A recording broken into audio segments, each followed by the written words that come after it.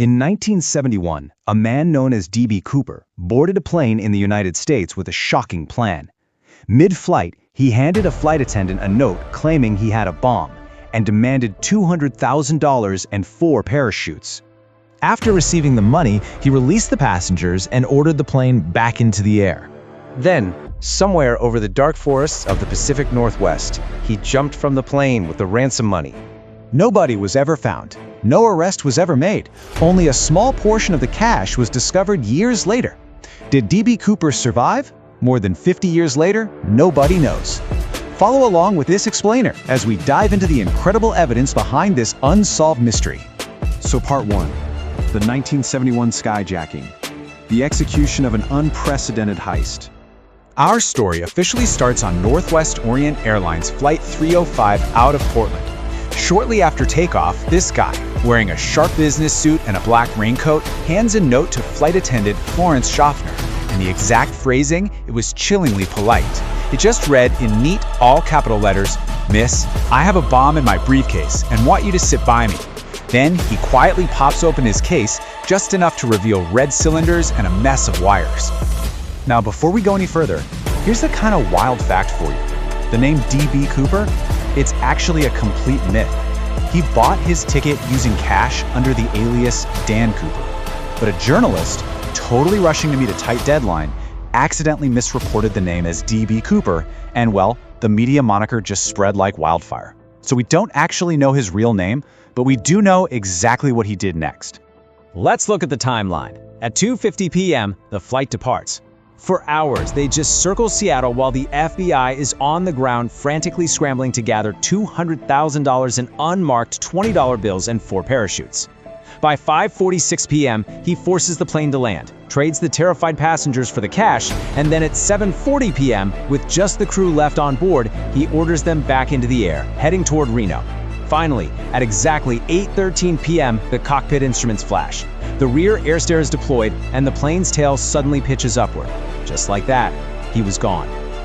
Moving into Part 2, Escaping the Boeing 727, a Mid-Air Vanishing Act. You see, Cooper laid out incredibly specific flight demands.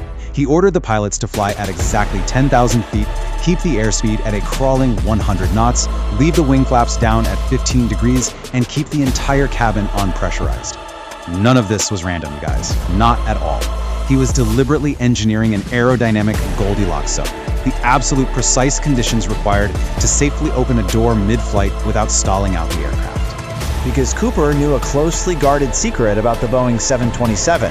It had an aft air stair, literally a set of stairs dropping straight down from the tail, that could actually be lowered while airborne. Imagine being the pilot in that cockpit and realizing you have absolutely no way to override those rear doors once the hijacker flips the switch in the back. This proves he was a highly procedure-oriented, meticulous planner. The aviation industry was literally so shaken by his daring escape, and honestly all the copycats that followed, that they permanently altered aircraft designs. They invented something called the Cooper vane. It's a spring-loaded lock installed on the outside of all 727s to prevent those stairs from ever being lowered in flight again. So yeah, the next time you board a commercial flight, you can actually thank DB Cooper for the mechanical lock keeping the door securely shut midair. All right, Part 3. Physical clues left behind. The scant evidence of Flight 305.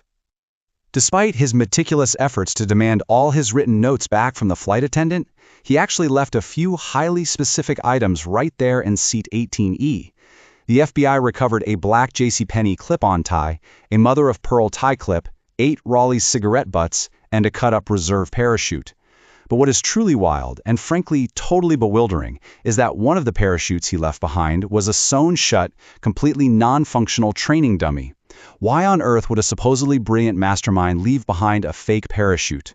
That stunning little detail really led investigators to wonder if he was actually the master skydiver everyone just assumed he was. And the money? Well, it wasn't until 1980 that exactly $5,800 of the ransom cash was discovered. And you know who found it? An 8-year-old boy named Brian Ingram, who was simply raking the sand to build a campfire on the banks of the Columbia River. This discovery, at a place called Tina Bar, remains the only confirmed physical evidence from the hijacking ever found outside the aircraft itself. The bills were heavily degraded, sure, but the serial numbers match the ransom cash exactly. But here is the massive catch. The rubber bands holding the bills together were still completely intact. And geological layers strongly suggested the money washed up years after the jump actually happened. It renewed a massive wave of public interest, but honestly, it raised far more mysterious geological and hydrological questions than it answered. Like, how did perfectly intact bundles end up buried in sand deposited years after 1971? Which brings us to part 4, the prime suspects, profiling the ghosts. Out of 1,000 serious suspects investigated over 45 active years, 3 really infamous names stand out. First, Richard McCoy. He was an Army Green Beret who committed a nearly identical copycat hijacking just months later, but he actually had a rock-solid alibi for Thanksgiving, and the flight crew swore his face just didn't match. Then there's Ted Braden, a Special Forces commando with over 900 jumps, but there was zero direct evidence tying him to Portland that day. And finally, Robert Rackstraw. He was a retired pilot and Vietnam vet who even faked his own death later on, but he was ultimately eliminated by the FBI due to a lack of direct evidence placing him on the flight. And this brings up a massive debate in the entire case. Really think about this.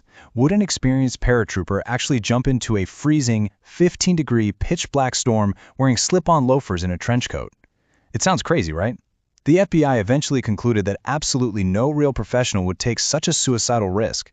Maybe the hijacker wasn't some master skydiver after all. Maybe he was just a desperate, completely underprepared aviation worker making a blind leap of faith.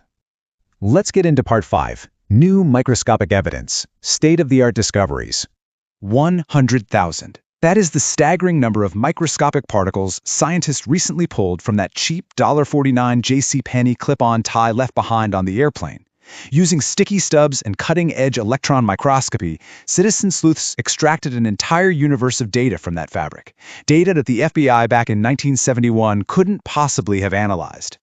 And what they found on that tie is absolutely fascinating. The fabric contained fragments of pure, unalloyed titanium and stainless steel. Now, during the 1970s, pure titanium was incredibly rare. Recently, researcher Eric Ulis actually used old U.S. patents to trace these specific metal fragments directly to a plant called Crucible Steel over in Pennsylvania. Crucible Steel was a major subcontractor throughout the 1960s that supplied the lion's share of titanium for Boeing's aircraft, and their workers frequently visited Boeing's headquarters right there in Seattle. So you can see, the clues are getting remarkably close to Boeing itself. When you start to align these pieces, it's honestly chilling. The FBI profiled Cooper as a man who deeply understood Boeing 727 mechanics and strategically targeted Seattle. Well, enter Vince Peterson. He was a titanium research engineer at Crucible Steel, who bears a striking resemblance to the FBI's composite sketches of Cooper. Plus, his highly specialized engineering background perfectly aligns with the microscopic metal evidence left on that tie. It's like a giant puzzle finally coming together. So I leave you with this final, provocative thought. Will a microscopic speck of titanium finally unmask Vince Peterson or another suspect as the legendary DBCooper? Or is he destined to forever remain a ghost in the Pacific Northwest forests? It's incredible to think that modern science might actually be the key to solving a 50-year-old mystery. Thanks so much for exploring the evidence with me today in this explainer.